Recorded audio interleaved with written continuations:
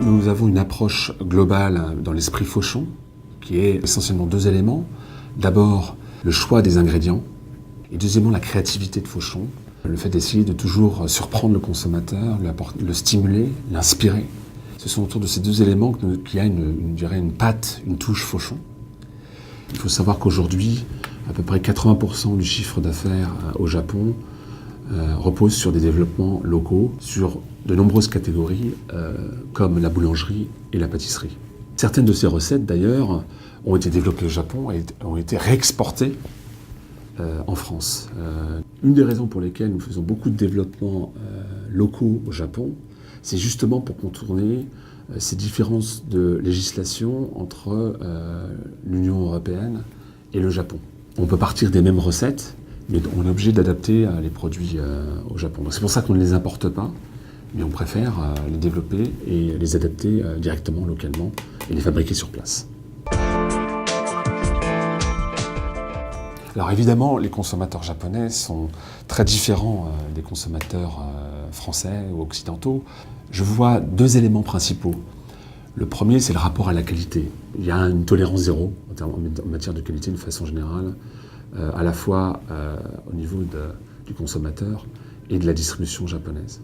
Le deuxième élément, c'est l'importance du visuel, de l'aspect visuel des produits pour le consommateur japonais, qui se traduit par deux choses. D'abord, l'importance du kawaii, c'est-à-dire qu'un produit qui procure une émotion. Alors le kawaii, on traduit souvent par mignon, mais en fait, étymologiquement, kawaii, ça veut dire qu'on peut aimer, ça veut dire adorable, au sens étymologique du terme, c'est-à-dire c'est un produit qui procure une émotion. Et donc l'aspect visuel du produit, le fait qu'il touche au cœur, est très très important. Quand vous entendez kawaii, vous savez déjà, vous avez fait la moitié du chemin. La consommatrice va acheter le produit. Voilà, je crois que cet aspect est très important. Et le deuxième aspect, c'est l'importance du packaging. Quand vous allez notamment dans les grands magasins, ce qui est assez fascinant, c'est de voir la façon dont les produits sont emballés. Et ça, c'est évidemment très important. À la fois parce que justement, ça rend le produit encore plus kawaii.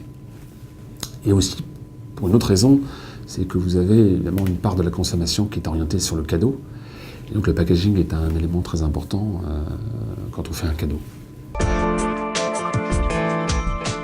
Je crois qu'une des données fondamentales, c'est que vous êtes sur un marché avec une forte aversion au risque. Les Japonais ne font pas tout de suite confiance aux gens, en général, et aux marques en particulier.